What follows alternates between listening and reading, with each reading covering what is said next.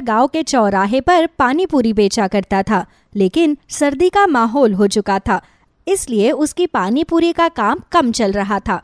ऐसे ही एक दिन वो पानी पूरी बेचने के लिए आवाज लगा रहा था। पानी पूरी ले लो, पानी पूरी 10 रुपए प्लेट पानी पूरी खा लो, ताजा ताजा पानी पूरी खाओ और पानी पूरी का मजा लो। उदित आवाज लगाकर थक जाता है, पर कोई नहीं आता और इस तरह अब सुबह से शाम तक उसके ठेले पर कोई भी ग्राहक पानी पूरी खाने के लिए नहीं आता। सुबह से शाम हो गई, पर किस्मत तो देखो, एक ग्राहक मेरी दुकान पर नहीं आया। मुझे तो समझ नहीं आ रहा कि मैं अपना घर कैसे चलाऊं। उदित खुद से ये बात बोल ही रहा होता है कि तभी वहाँ एक औरत आती है और कहती है, अरे उदित भाई, कितने की दे रहे हो पानी पूरी? बहन जी 10 रुपए प्लेट है, आपके लिए लगा दूं? ठीक है भाई, लगा दो, लेकिन चटपटा अच्छा रखना, मुझे चटपटा खाना बहुत अच्छा लगता है। बहन जी आप पानी पूरी खाकर तो देखिए, आपको बहुत ज्यादा पसंद आएंगी। जैसा आपको चाहिए मैं वैसा ही पानी पूरी बनाता हूँ। उदित ये बोलता है और उसे पानी पूरी खिलाता है। औरत पानी पूरी खाकर देखती है। पहली पानी पूरी खाते ही उसके दांतों में ठंडक महसूस होती है और वो आधी पानी पूरी थूक देती है। क्या बात है बहन जी, पानी पूरी थूक क्यों दी? स्वाद में कुछ कमी थी क्या? नहीं भाई, तुम्हारी पानी पूरी का स्वाद तो बहुत अच्छा है, लेकिन तुम तो जानते हो कि मौसम कितना ठंडा है और ऐसे में ठंडा पानी दांतों पर लगते ही जलन मारता है। बहन जी अब पानी पूरी तो ऐसे ही बनती है, इसीलिए मैंने ऐसे ही बनाई है। तुम चिंता मत करो भाई, मैं तुम्हें तुम्हारी पानी पूरी के प्लेट के 10 रुपए दे दूंगी, पर मुझसे एक से ज्यादा नहीं खाई जाएगी। मेरे दांत ठंडी चीज बर्दाश्त नहीं कर पाते। कोई बात नहीं बहन जी, जब आपने पानी पूरी खाई ही नहीं तो आप मुझे किस चीज के पैसे देंगी? मुझे कोई पैसे नहीं चाहिए, मैं जो भी कमाता हूँ मेहनत का कमाता हूँ। उदित इतना बोलकर उसे जाने के लिए कह देता है और वो वहाँ से चली जाती है। सुबह से शाम तक उदित की जैसे तैसे 3 से 4 प्लेट पानी पूरी ही बिकती है और वो पैसे लेकर घर आ जाता है और वो पैसे वो अपनी बीवी के हाथ में रखता है। अजी, इन पैसों से क्या होगा? इन पैसों से हम हमारा गुजारा कैसे कर पाएंगे? शायद इसीलिए भगवान ने मुझे बांझ रखा है, क्योंकि हमारे पास बच्चों को पालने के लिए पैसे भी नहीं है। रेखा, तुम्हारा पति थका हारा काम करके आया है और तुम उसे आते ही सुना रही हो। मैं क्या करूं अगर मेरी पानी पूरी नहीं बिकती है तो? और खबरदार, जो अगली बार खुद को बांझ बोला तो। माफ करना जी, मुझे खुद समझ में नहीं आ रहा कि इस गरीबी में हम लोग अपना गुजारा कैसे करेंगे, इसलिए भावनाओं में मेरे मुंह से ये सब बातें निकल गई। कोई बात नहीं रेखा, मैं समझता हूँ कि तुम इस गरीबी में कैसे गुजारा कर रही होगी। घर में जो भी है वो तुम ले आओ, वही खाकर हम आज सो जाते हैं। जिसके बाद अब रेखा खाना लगा देती है और उदित और रेखा प्याज रोटी खाकर सो जाते हैं। ऐसे ही गरीबी में उदित अपना गुजारा कर रहा था। समय गुजरता है और एक दिन उदित ने ठेला लगाते हुए अपनी पत्नी से कहा, रेखा तुम तो जानती ही हो कि ठंड बहुत ज्यादा है। एक काम करो, मेरे लिए एक बोतल में पानी भर कर दो। पानी को गर्म कर देना और उसके आसपास कपड़ा लपेट देना ताकि वो ज्यादा देर तक गर्म रहे। रास्ते में प्यास लगती है तो ठंडा पानी पिया नहीं जाता। मैं समझती हूँ जी, तभी तो शायद पानी पूरी भी नहीं बिक रही, क्योंकि कौन ठंडे पानी की पानी पूरी खाएगा। हाँ, अब तुम जल्दी से मुझे पानी गर्म करके बोतल पर कपड़ा लपेट कर दे दो। मैं ठेला लगाने जाता हूँ। भगवान का आशीर्वाद रहा तो आज कम से कम 10 प्लेट पानी पूरी तो अच्छे से बिक ही जाएगी। जी ठीक है, आप थोड़ी देर रुक जाइए, मैं अभी पानी गर्म करके एक बड़ी सी बोतल में भर के लाती हूँ ताकि पूरे दिन का आपका गुजारा हो सके।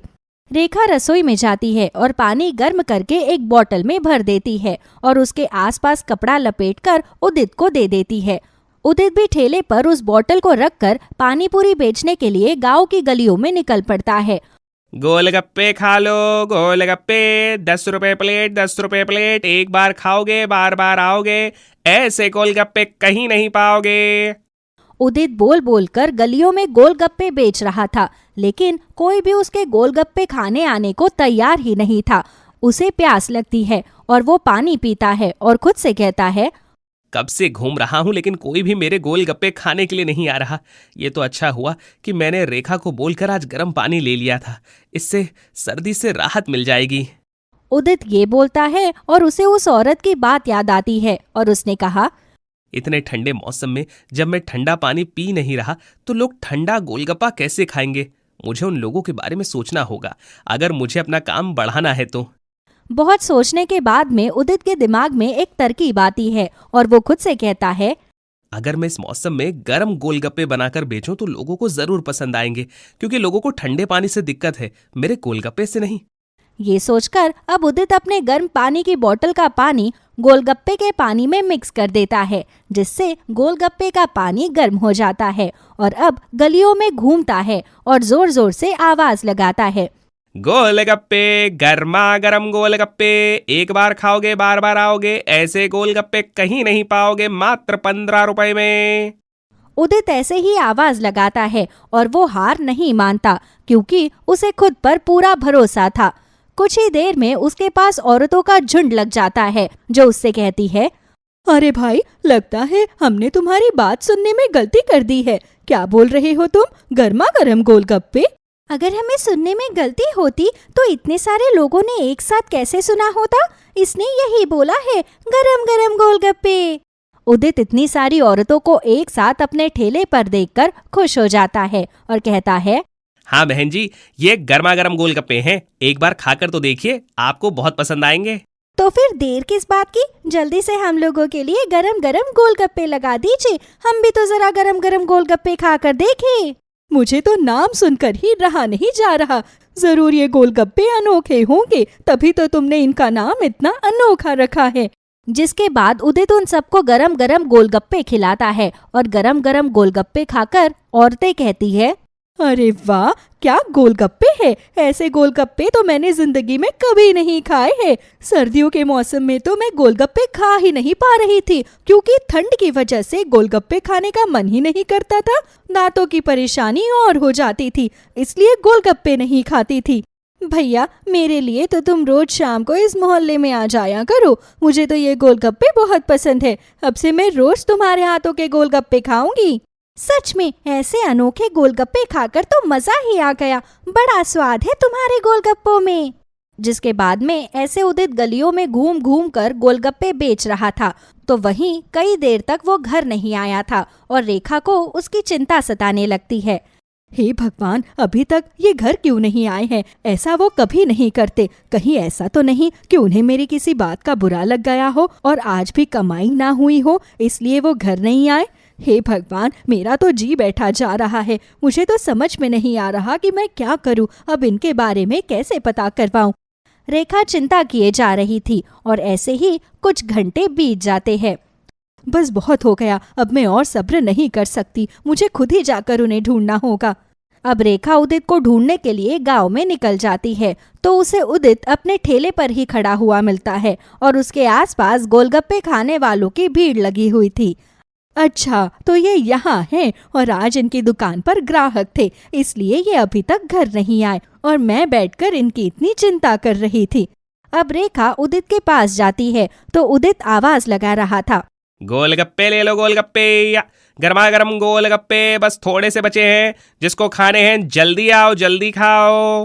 रेखा भी अपने पति की आवाज सुनकर हैरान हो जाती है, क्योंकि उसे नहीं पता था कि उदित गरम गरम गोलगप्पे बेच रहा है। वो उसके पास जाती है और कहती है, गर्मा गरम गोलगप्पे? ऐसे भी कोई गोलगप्पे होते हैं क्या भला? होती है रेखा, और आज तुम सिर्फ ऐसी चीज सुन नहीं रही हो, बल्कि खाकर भी देखोगी। एक बार ये गोलगप्पे खाकर तो देखो। हाँ जी, वैसे तो मुझे गोलगप्पे इतने पसंद नहीं है, क्योंकि मुझे गोलगप्पे खाने की शुरू से आदत नहीं है, लेकिन ये नाम सुनकर खाने का मन बहुत कर रहा है। बड़ा अनोखा नाम है। रेखा, एक बार खाकर देखो, तुम भी मेरे गर्मा गर्म गोलगप्पों की फैन हो जाओगी। जिसके बाद अब उदित रेखा को गरम गरम गोलगप्पे लगाकर दे देता है और गोलगप्पा खाते ही रेखा कहती है, ये गोलगप्पे नहीं है, बल्कि हमारी सोई हुई किस्मत की चाबी है। आपको पता है, गांव के अंदर ये गरम गरम गोलगप्पे बहुत बिकेंगे। मैं भी यही चाहता हूँ रेखा, भगवान करे ऐसा ही हो। जिसके बाद कुछ दिन गुजरते हैं। उदित के गरम गरम गोलगप्पे गांव में खूब बिक रहे थे। हर कोई गोलगप्पे खाने के लिए कतार में खड़ा रहता। कुछ दिनों के बाद में उदित रेखा की आंखों पर पट्टी बांधकर उसे लेकर आता है और कहता है, आज हमारा सपना साकार होने जा रहा है। मैं तुम्हें एक ऐसी जगह लेकर आया हूँ जहाँ जाकर तुम खुश हो जाओगी। पर उस जगह को तो मैं तभी देख पाऊंगी ना, जब आप मेरी आंखों से ये पट्टी हटाओगे। हाँ बाबा, रुक जाओ, इंतजार का फल मीठा होता है। अब रेखा की आंखों से जैसे ही उदित पट्टी हटाता है तो सामने उदित की एक बड़ी सी दुकान थी जिस पर लिखा था गरम गरम गोलगप्पे की दुकान। यहाँ पर ठंडा और गर्म दोनों तरह के गोलगप्पे खिलाए जाएंगे। मैं ये क्या देख रही हूँ, आपने गोलगप्पे की दुकान खोल दी। भगवान ने हमारी सोई हुई किस्मत को जगा दिया। ये सब उन इन्फ्लुएंसर्स की वजह से हो पाया है जिसने मेरे ठेले की वीडियो बनाकर अपने YouTube चैनल पर डाल दी और सब लोग गर्मा गर्म गोलगप्पे खाने के लिए आने लगे हैं। ये तो बहुत अच्छी बात है जी। बस यही नहीं, अब तो लोग मुझसे तरह तरह के गोलगप्पों की मांग कर रहे हैं। चॉकलेट वाले गोलगप्पे, पान वाले गोलगप्पे। मैं सोच रहा हूँ कि मैं हर तरह के गोलगप्पों की दुकान खोल लूँ। अजी, फिर आपने इस दुकान का नाम ये क्यों रखा है? आप इस दुकान का कुछ और भी तो नाम रख सकते थे। जब हमारे पास कुछ नहीं था तो इसी गर्मा गर्म गोलगप्पे ने हमारी सोई हुई किस्मत जगाई, इसीलिए उसी के नाम पर मैंने अपनी दुकान का नाम रखा गर्मा गर्म गोलगप्पे।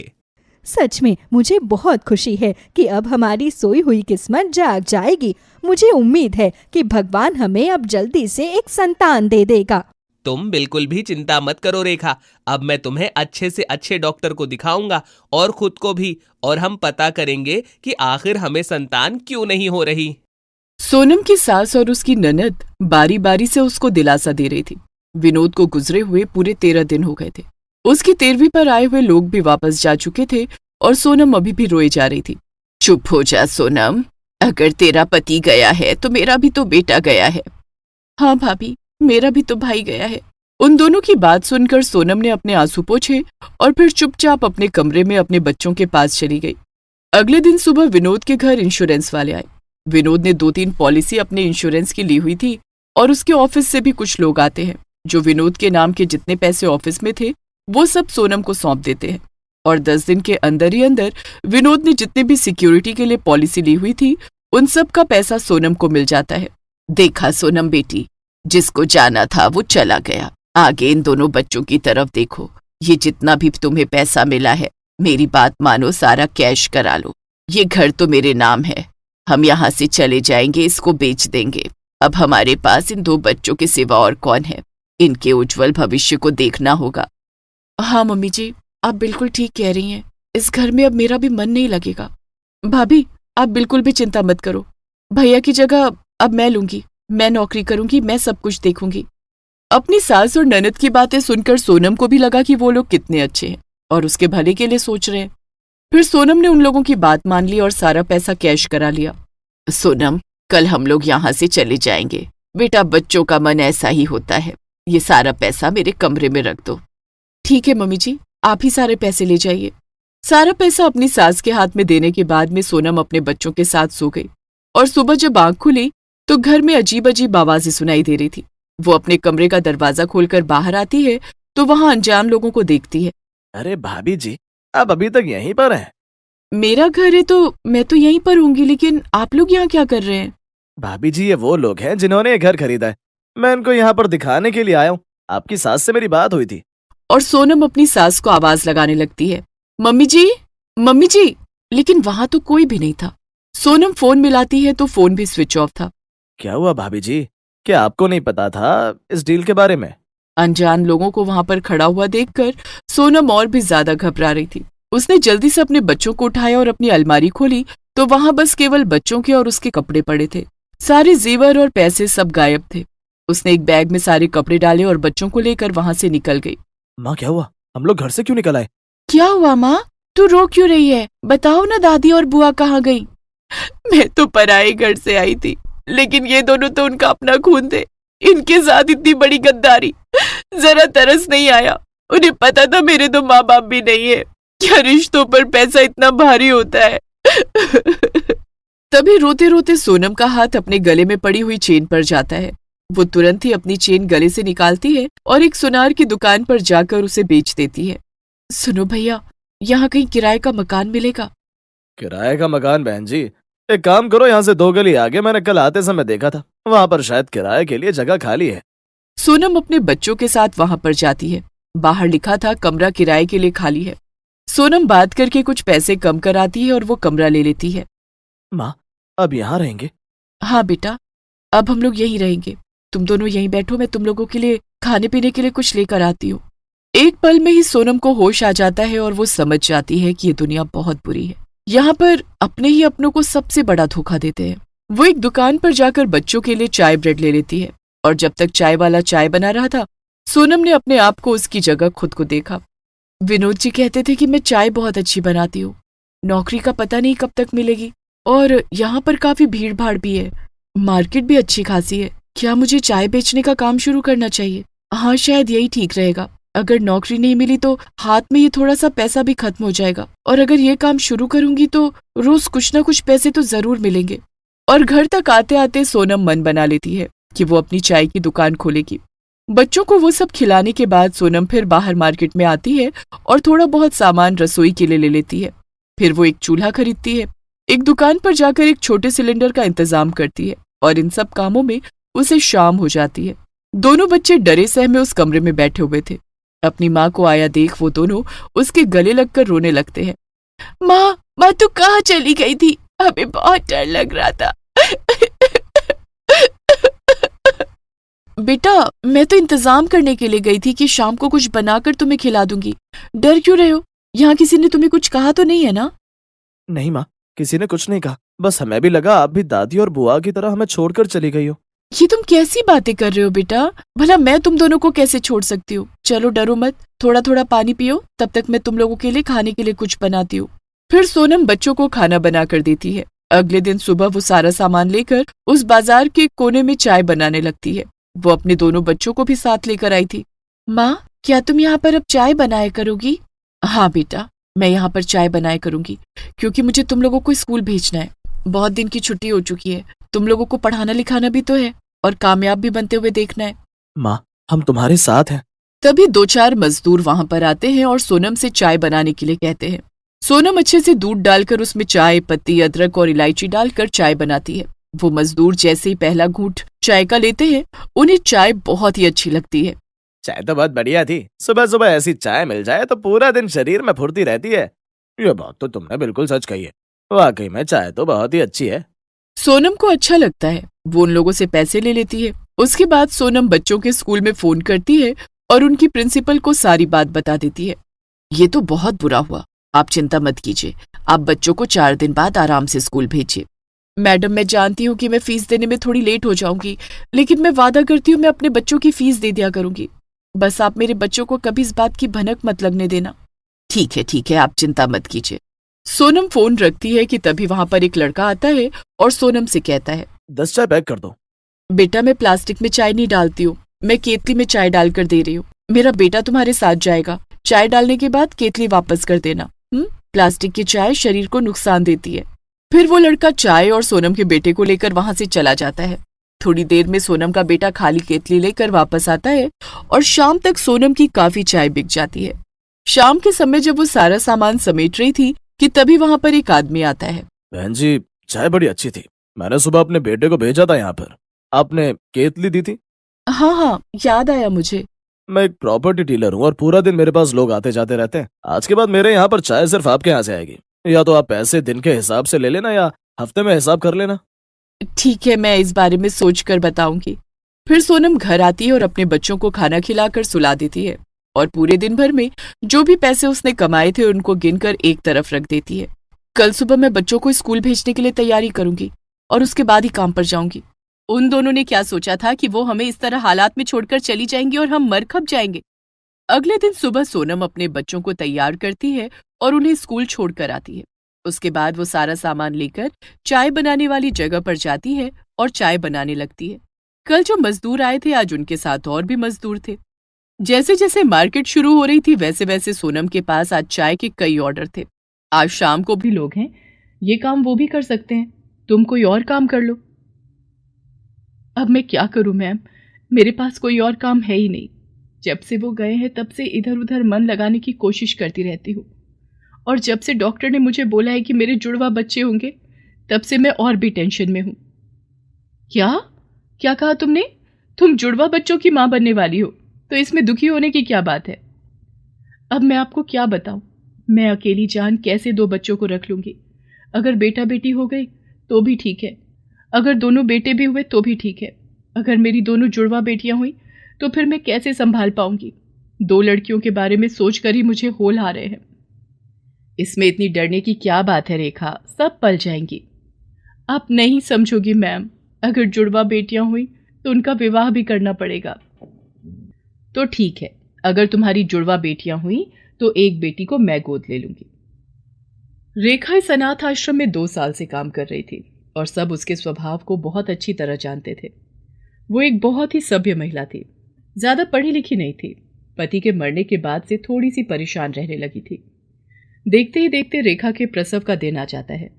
जैसा कि रेखा को डर सताया जा रहा था, उसके यहाँ 2 जुड़वा बेटियां जन्म लेती हैं। आपको 2 जुड़वा बेटियां हुई हैं, क्या आपके साथ कोई आया है? तभी सरला अपने पति गिरधारी लाल के साथ वहां आती है। रेखा, मैंने तुमसे वादा किया था कि अगर तुम्हारे यहाँ जुड़वा बेटियां होंगी तो एक बेटी को मैं गोद ले लूंगी। क्या तुम इसके लिए तैयार हो? ये सुनकर रेखा थोड़ी परेशान हो जाती है, लेकिन फिर अपनी दोनों बेटियों के भविष्य को लेकर वो चिंतित हो जाती है और सरला को हाँ बोल देती है। तुम्हारा धन्यवाद रेखा, आज तुम्हारी वजह से मेरी भी झोली भर गई। मैं तुम्हारा जितना भी शुक्रिया अदा करूं वो कम है।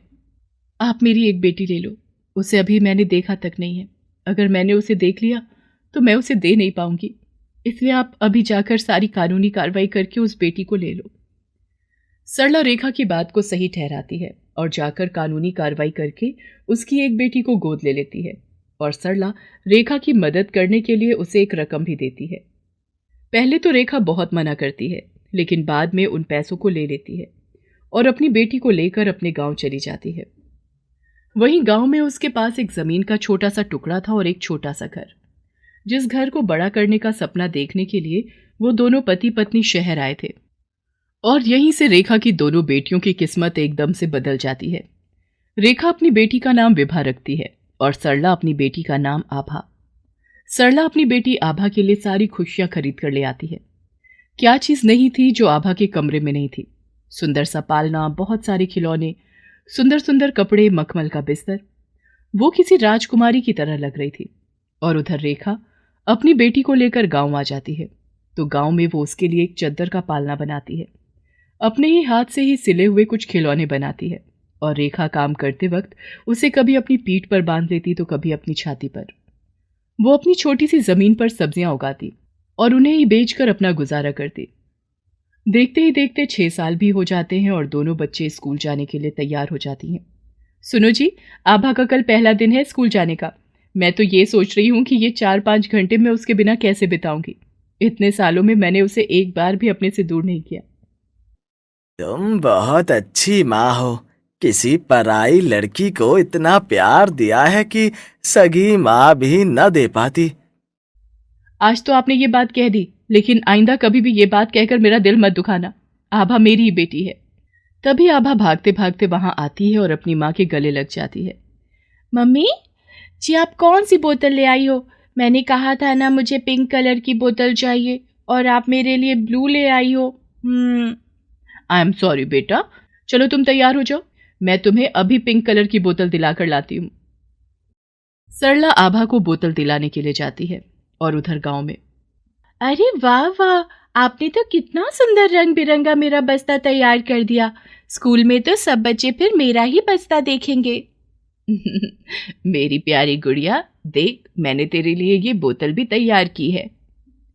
रेखा एक खाली पानी की बोतल पर सुंदर सी नक्काशी करके उसे पीने की बोतल बनाकर विभा को दे देती है और वो दोनों चीजों को पाकर बहुत खुश हो जाती है।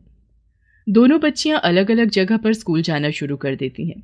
स्कूल जाते हुए अभी कुछ ही समय होता है कि रेखा, तुम्हारी बेटी तो पढ़ाई में बहुत होशियार है। कोई भी चीज एक ही बारी में याद कर लेती है। ऐसा लगता है जैसे कि तुम्हारी बेटी विलक्षण बुद्धि की पैदा हुई है।